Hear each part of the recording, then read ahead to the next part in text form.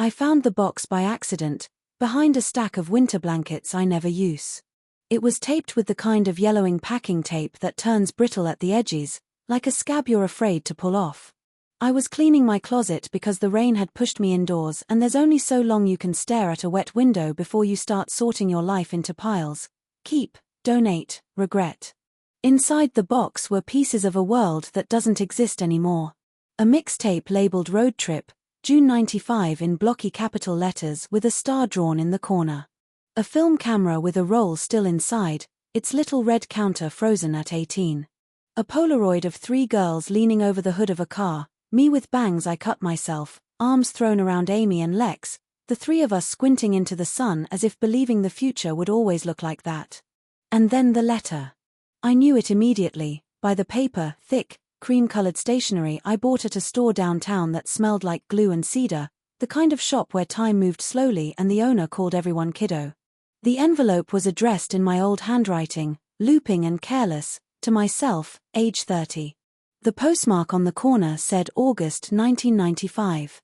I would have been 17, a girl who thought a mailbox could time travel. I took the letter to the kitchen. The clock said 2:11 p.m., and my apartment smelled like rain and laundry detergent.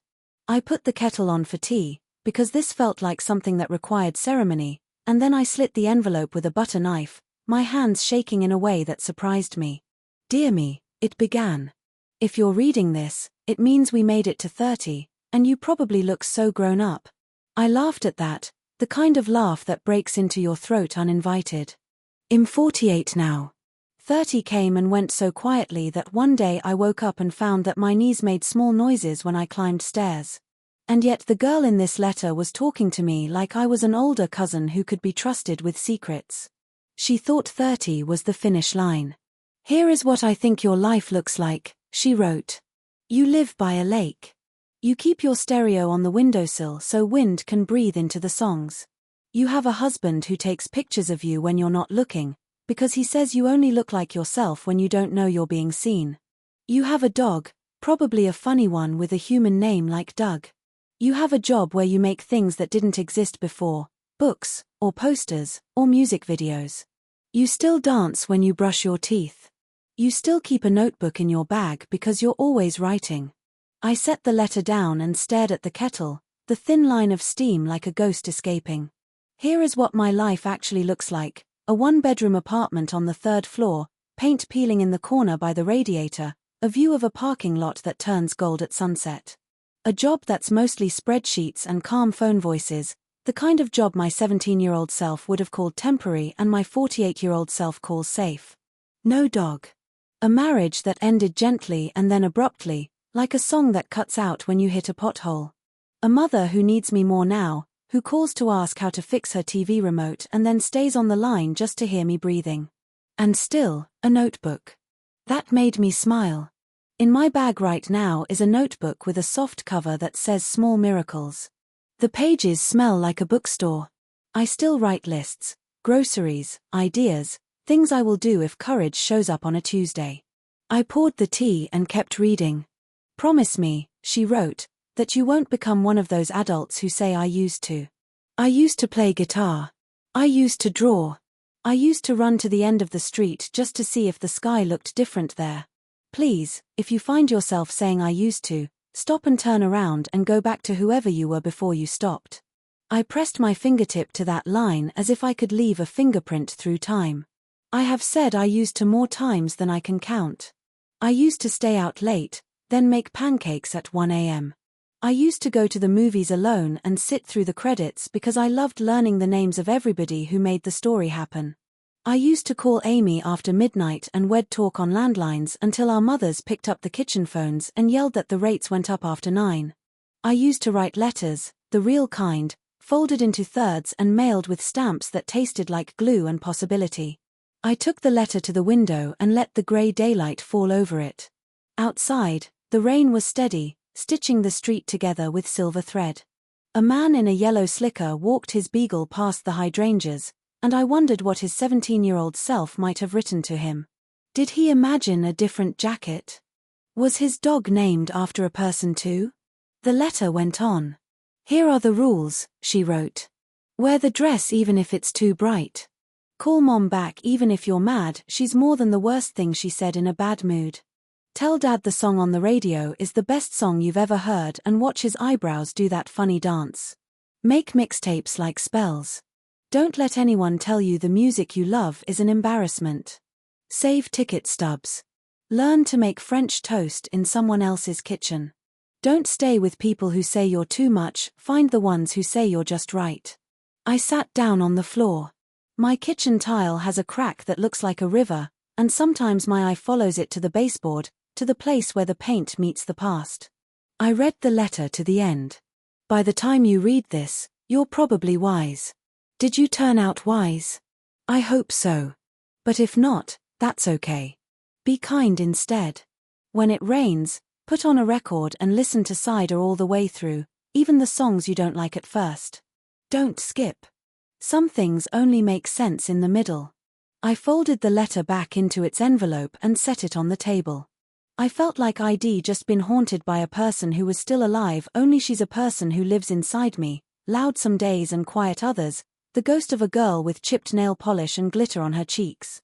I decided, right then, to write back. Dear me, I began, and then stared at the page because I didn't know which me I was addressing, the 17-year-old girl in band tees and Doc Martens, or the 30-year-old woman she imagined I would be, or the 48-year-old woman actually holding the pen. So I wrote to all of us. Dear me, I said, I don't live by a lake. But sometimes, when the wind comes in through the screen and moves the curtains just so, it sounds like waves anyway. I don't have a husband who takes my picture when I'm not looking. I had a husband who took our silence like medicine, who tried to fix every feeling by tightening it with a wrench until it didn't rattle anymore. I loved him, and then I loved him like an old sweater, soft, familiar, and not quite the right fit. We were kind when we ended. I hope you're proud of that. I wrote about Amy and Lex. About how the three of us thought the world was a mall that would stay open late just for us. About how Amy moved to Seattle in '98 and sent postcards with rain on them. About how Lex and I took the Greyhound to New York once, slept upright and woke up with necks that wouldn't turn, and walked from the bus station to Times Square at dawn, certain that we belonged to the city because no one had told us otherwise yet. I wrote about the day after high school graduation, when we drove to the reservoir, lay on the hood of my mom's car, and watched airplanes make white lines across the sky. The sun went down slowly, like a friend who doesn't want to leave the party. We made promises that weren't big enough to be vows but too big to be lies, to never lose touch, to always send birthday cards, to meet every June 21st at the same picnic table by the same water and bring stories like sandwiches. I wrote about how life actually happens. About how you try, and then sometimes the trying starts to feel like swimming in a coat. About how I didn't so much become a person as collect one, a habit here, a heartbreak there, little pockets of joy I keep like receipts. I wrote about Mom. About the way she sits in her armchair now and tells me stories she's told me before, and I listen as if it's the first time because in some ways it is. About how she calls me sweetheart and then asks what day it is, and how I say, it's today, Mom, and she says, thank God, like I've given her a gift. I wrote about the notebook. How I still carry one. How the pages are full of small things, a woman on the bus who kept tapping her foot to a rhythm only she could hear, the smell of oranges in January, a man at the grocery store who cried in the frozen aisle and put his face in his hands like the cold could fix it. I wrote that maybe the life I thought I'd live would have been bigger, but this one has more details, and the details are where the love is. And then I wrote the thing I was afraid to write. I have said I used to like a prayer, I admitted. I used to sing harmony with the radio. I used to run at night and come home flushed and triumphant, like I'd outrun something that was trying to catch me. I used to kiss with both hands, and now sometimes I hold back even from myself. I used to write letters to people who hadn't earned them. I paused. The rain had slowed to a hush. Somewhere outside, a car door closed. I could hear my upstairs neighbor's television, muffled laughter canned and timed.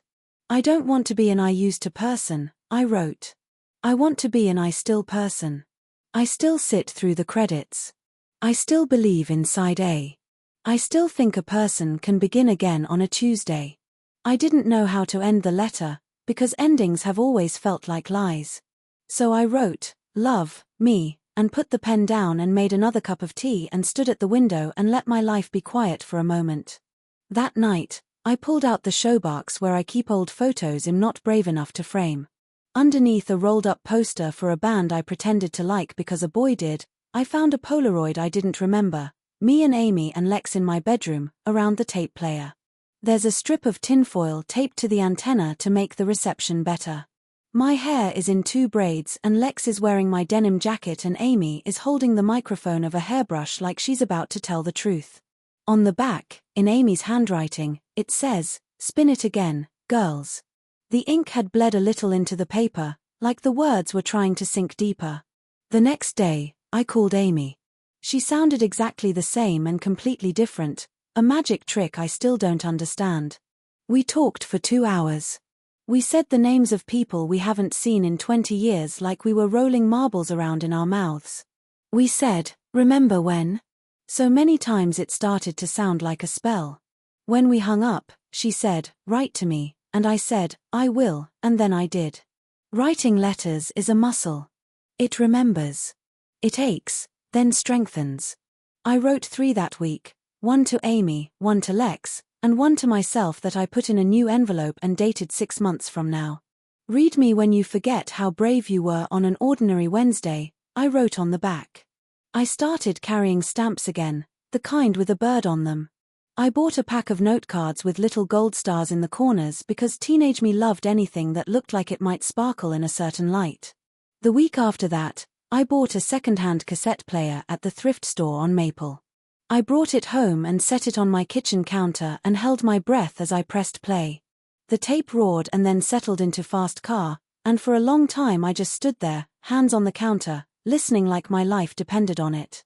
It's a strange thing, to be middle-aged and feel something switch on inside you that you thought you packed away with your winter sweaters. I began collecting songs that felt like proper nouns. I made a playlist called If Found, Please Return to Owner.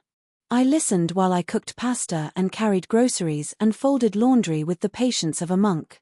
Lex sent me a letter back, hers thin and neat, full of sentences that looked like they could balance on a wire. "I had a baby," she wrote. "She's 13 now. Everything hurts and everything is beautiful. I haven't seen the ocean in 6 years. Sometimes I dream of our old town the way it looks when you're the passenger, not the driver." She sent a photo of her daughter in a hoodie, looking at the camera with eyes so alert they felt like questions. Amy emailed a link to a photo album. Pictures of a life I could stitch together with a needle and thread, a small wedding under a tree, a cat with white socks, a kitchen painted the color of a lemon rind. Under one picture, of Amy with her head on a table, Shed typed, "This was the day I found out Mom was sick. I ate an orange and it tasted like nothing." I wrote back the only true thing I could, "I remember oranges in January." I started paying attention in a way I hadn't in years. On the bus, a woman folded a paper crane and left it on the seat when she got off. At the library, a man in a suit cried quietly between the stacks, then put the book back like it had told him exactly what he needed to hear and also nothing at all. In the grocery store, a dad spun his child in circles in the produce section and both of them laughed the laugh that lives in your stomach. I thought often about the girl who wrote me that letter. I thought about how she assumed that a husband and a dog and a lake were the way happiness announced itself. I wished I could fold a reply so small it could slip through a crack in time and land on her nightstand, next to the bottle of nail polish and the ticket stubs and the pen she chewed. I would tell her this: "You will not live by a lake, but you will live near a park where the leaves turn the color of coins in October and sometimes, on the first warm day of spring, a marching band will practice there and you will hear the drums from your open window and feel something like hope. You will not have a husband who takes pictures of you when you aren't looking, but once, on a Sunday morning 10 years from now, a friend will take a photo of you pouring coffee, sunlight on your bare feet, and you will look like someone you're proud to know. You will not make music videos, but one afternoon at work you will help a woman fill out a form that scares her, and when she leaves she will touch your hand and say, 'You made that easier,' and you will carry that sentence around like a stone that warms in your palm. Your life won't be the life you ordered from a catalogue. It will be the life that arrived wrinkled in places, missing a button, smelling faintly of someone else's perfume, and it will fit you anyway. Around the time the tulips came up in the park, Mom fell. A small fall, nothing like the big ones we fear, but enough to tilt the world 10 degrees. I started going to her apartment every evening after work, making her dinner, watching the news she doesn't understand, answering the phone when the scammers call so I can tell them, politely and then not, to leave us alone. One night, I brought the letter with me. I wrote this to myself when I was 17, I told her. I found it last month. 17, she said, like the word was a pastry she had to chew carefully. I read it to her. When I got to the part about calling Mom back, even when you're mad, she laughed, a sound with edges. I wasn't always easy, she said. I didn't know how to be soft and safe at the same time. You did fine, I said, and meant it. She took the letter and touched the paper like she could feel the girl inside it. You always were a writer, she said. Even when you weren't writing.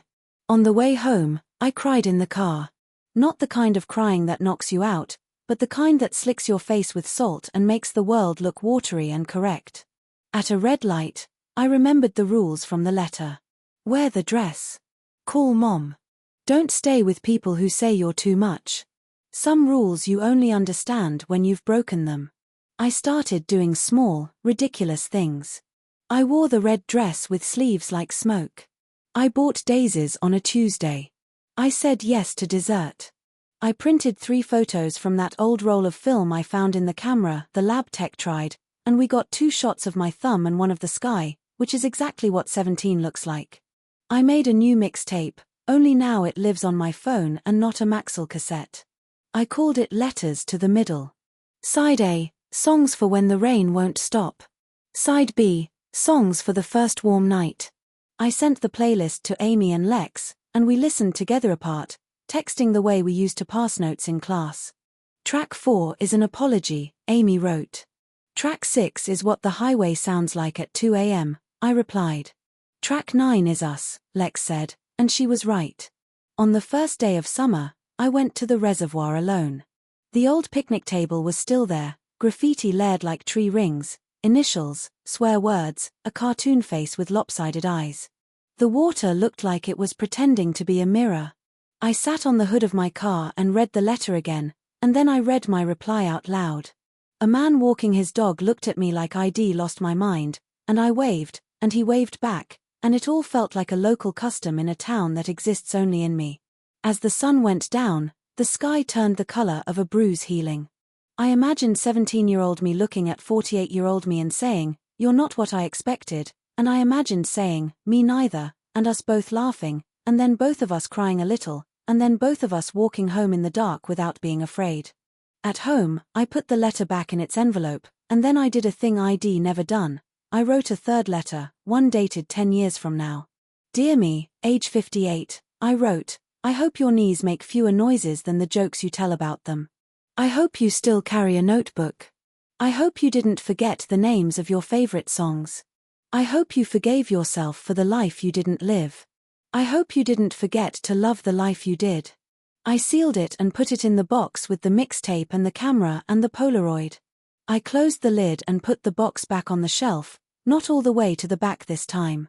I wanted it close enough that I could reach for it on a day when the world turned quiet and mean. I don't have a lake. But on certain evenings, when the wind is right, the parking lot shines like water under the street lamp. The light moves in small, impossible waves. If you squint, you can see a shoreline. If you listen, you can hear a gull. If you stand very still, you can feel 17 tugging on your sleeve and 30 humming under her breath and 48 pressing a hand to her chest and whispering, "Thank you for keeping me." This morning, I wrote a postcard to Amy. It said nothing important. The lilacs are blooming. The lady at the bakery gave me an extra cookie because I remembered her son's name. I heard fast car in the produce aisle and the grapes looked like planets. I dropped it into the mailbox and felt that small, exquisite click when the metal door closes, the sound of a promise leaving your hands. And tonight, before I go to bed, I'll open the window and let the wind in just a little, so it can breathe into the songs.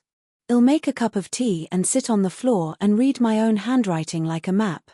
I'll think, not for the first time, that maybe wisdom isn't a crown you wear, it's a light you carry, a letter you send forward through time, hoping some future version of you will open it on a rainy afternoon and feel less alone. If you are listening to this and thinking about the person you were at 17, I hope you're kind to her. I hope you forgive her for what she didn't know. I hope you thank her for writing to you at all. If you're thinking about 30, or 48, or 58, if you're holding the years up to the window to see how thin they are, remember this: you are allowed to send yourself a letter any day you choose.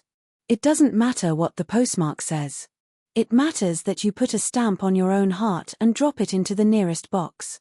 A few weeks ago, Mom called me after dinner. She wanted to know if the moon was full because it looked too bright to be anything else. I stepped onto the balcony and looked up. The moon was a slice, a clean bite out of the night. Not full, I said. But it's trying. Mom laughed, and I did too. We stayed on the phone and listened to the same nothing. Do you remember, she asked suddenly, when you used to write letters to your future self? I said I did. Good, she said.